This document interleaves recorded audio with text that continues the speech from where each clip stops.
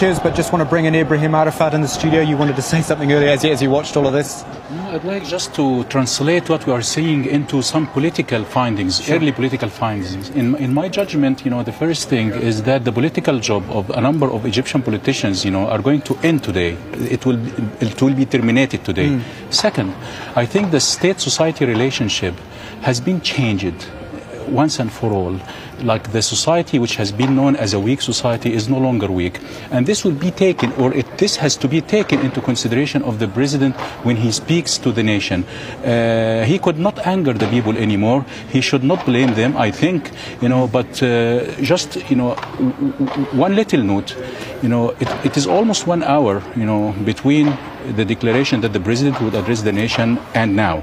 So this is a long time given the situation. So this again reflects and repeats the same kind of slow reaction to the realities on ground, which is quite dangerous. A speech like this should not be written. A speech like this should be improvised. You're watching live pictures on Al Jazeera as the chaos continues in the Egyptian capital, Cairo. Just coming up to evening prayers just now, but the fires burn in and around the city. We've got a panel of experts with us in Doha and in London analysing what's happening. Nabila Ramdani, let me come back to you to pick up on what Ibrahim was talking about there. We're expecting President Mubarak to speak. He's taking his time. What on earth could he say to his country at this point? It's very difficult indeed to anticipate what President Mubarak will have to say. But the regime has certainly shown several signs of weaknesses today.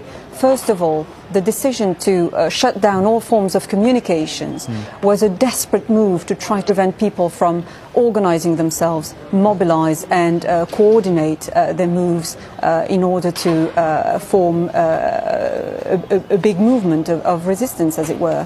The second sign of weakness that the regime has shown today is the introduction of the army. The fact that they brought in the army is a definite sign of weakness, and the fact that they're now imposing a curfew, which is a real test for the regime, and the fact that the curfew has not been respected by the demonstrators just shows that how determined are the crowds to bring about radical and profound political change. They have made several claims.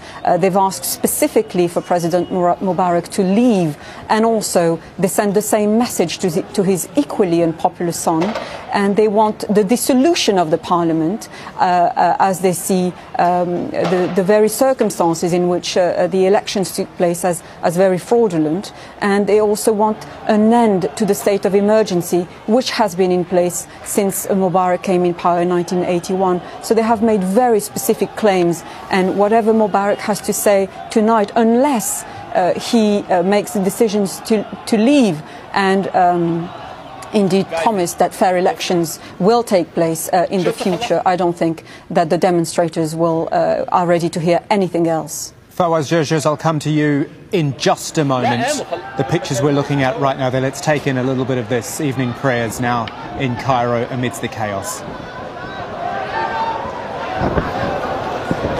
Kamal, can you hear me? Yeah, I've got you there, Ayman. Quick word from you. Yeah, unprecedented images. In the middle of the prayer, you could see that the police somehow fired tear gas at the crowd. Now the protesters have just concluded the prayer. You can hear them. You can hear them. We've lost the shot. Yeah, we have, unfortunately. Just keep talking. Okay, what we're seeing is right on, just as they were completing those prayers, those evening prayers, the crowds of worshippers erupted in chants of God is great, God is great. It was unprecedented to see them while they were praying. In fact, somehow tear gas canisters were fired in their direction by police. And so as soon as the prayers were over, one of the worshippers grabbed the tear gas canister, lobbed it back in the direction where it came from.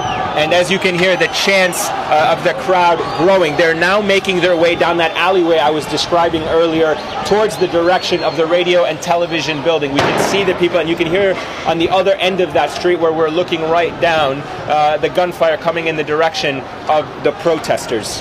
Yeah, we've lost your picture just for now, Ayman. See what we can, or have we just got it back now? No, this is just some pictures from a moment ago, Ayman describing the prayers. You know, it's really hard to see there, but the canister's gone in. This was during final prayers of the day. 5 prayer times a day there are in the Muslim world. This is the last of them. And hopefully we'll get a live picture back in a moment. But the sound you hear, at least, that is what's happening live. You're getting that from Ayman's microphone. That is live sound.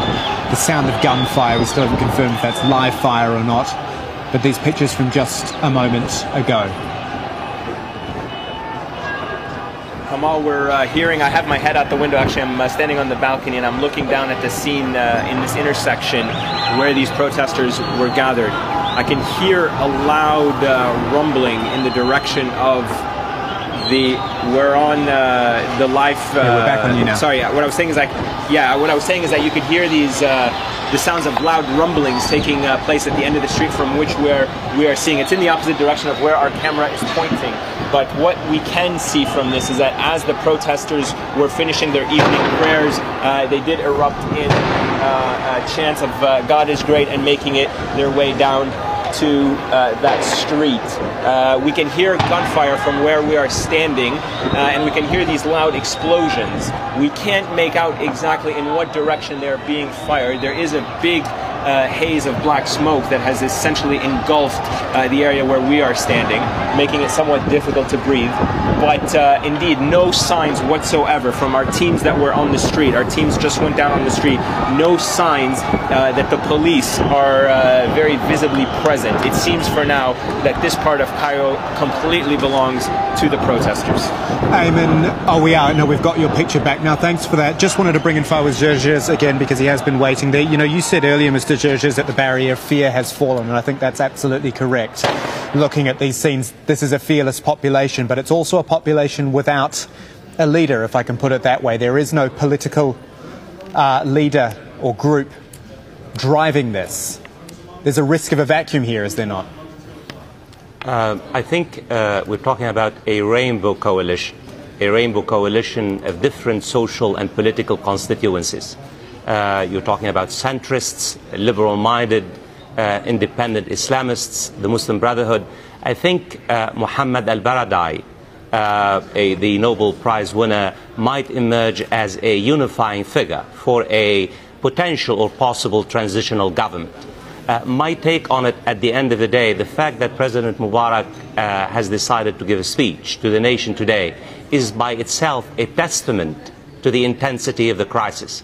As you remember, in the last 4 days, neither the President nor the Prime Minister decided to make a statement because they did not want to come across as weak and make any concessions to the protesters. The fact that he has decided to do so tells you a great deal about where Egypt stands today. Again, I would argue, regardless of what happens, even if the Mubarak regime survives, I mean, I think this is the beginning of the end, and I would argue that the military might be already considering plans and scenarios for a possible transitional government in the next few weeks or months ahead. We are coming up to the top of the hour here on Al Jazeera Live, continuing coverage of an extraordinary day of protest across Egypt. The sounds of gunfire over Cairo you hear at 1700 hours GMT, 7 p.m. in Cairo. I'm Kamal Santamaria, live continuing coverage here on Al Jazeera. Thank you for staying with us. As this day of rage, it was billed, unfolded, and it certainly lived up to that. We've got a live picture of Cairo there, but it has been right across the country. Alexandria and Suez also under curfew. They've been under curfew for an hour now. It has been roundly rejected and ignored by the people of Egypt who are out on the street.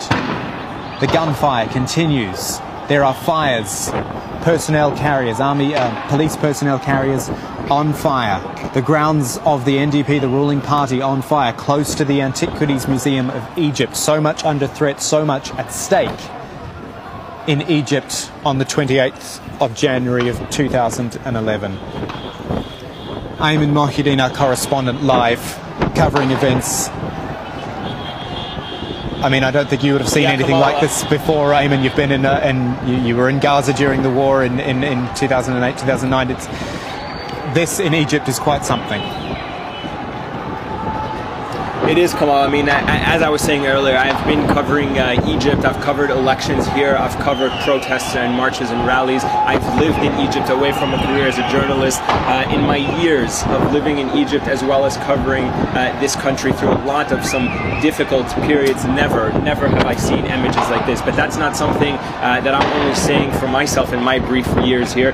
Every journalist I have spoken to, from the most seasoned to the most nascent in this country, has never seen images and sounds like this. And this is what is making this truly historic. Not to try to downplay these images, but what is so important about Egypt? It is the Arab world's most populous country. It is in so many ways seen as the cultural capital of the Arab world. It is a religious capital of the Islamic world. It has the Azhar University and mosque, which has for centuries been one of the major focal points of Islam. President Obama, when he wanted to address the Islamic world, came to the heart of Cairo and made that historic speech after becoming the president. The images that you are seeing, not only important for the people of Egypt, but are undoubtedly going to have wide reverberations all across the Arab and the Islamic world. There is no doubt, everyone we have spoken to on the streets over the past several days, they tell you they were inspired by the events of Tunisia.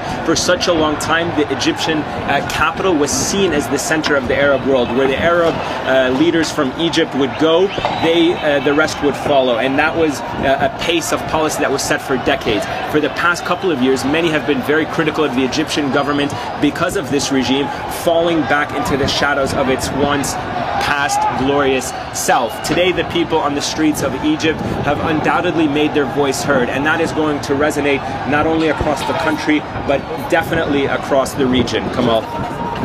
Just looking at your live shot now, Ayman, from the balcony there at the Al Jazeera office. You see what look like from a distance spot fires. Exactly what are they and where are they? I'm sorry, Kamal, if you can just repeat that question. Sorry, I know it's difficult to hear. Also, could you ask your cameraman to zoom in a bit so we can get an idea of those fires and what they are and where they are? Yes, just 1 second, Kamal. He's going to zoom in for you right now.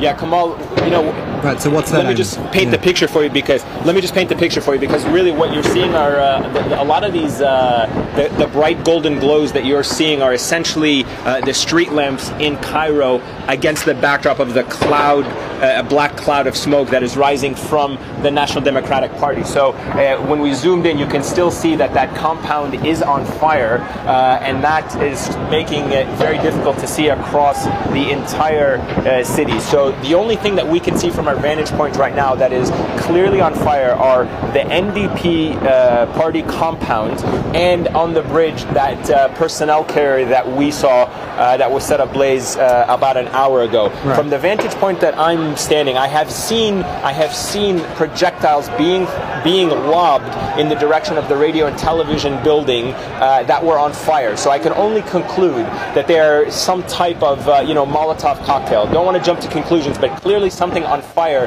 is being lobbed in the direction of the forces there. I can clearly see that from where I am standing, and that is perhaps what has given or what has set ablaze so many of these things that we're seeing across the capital. Right in front of me is the Hilton Hotel, which is an iconic building in of itself, one of the tallest in the heart of Cairo. I can see dozens of tourists in their rooms looking out of their balconies, looking right down on the street where all of this is happening in front of us, in between the radio and television building. Right. So, Ayman, the absolute cacophony of sound that we're getting, I'm certainly getting in my earpiece here.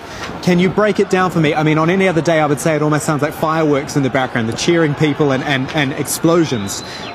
What is it, to the best of your knowledge? Well, what I am definitely seeing right now, and again, unfortunately the camera is not showing you this, but hold on 1 second, I'm going to get the camera to pan in.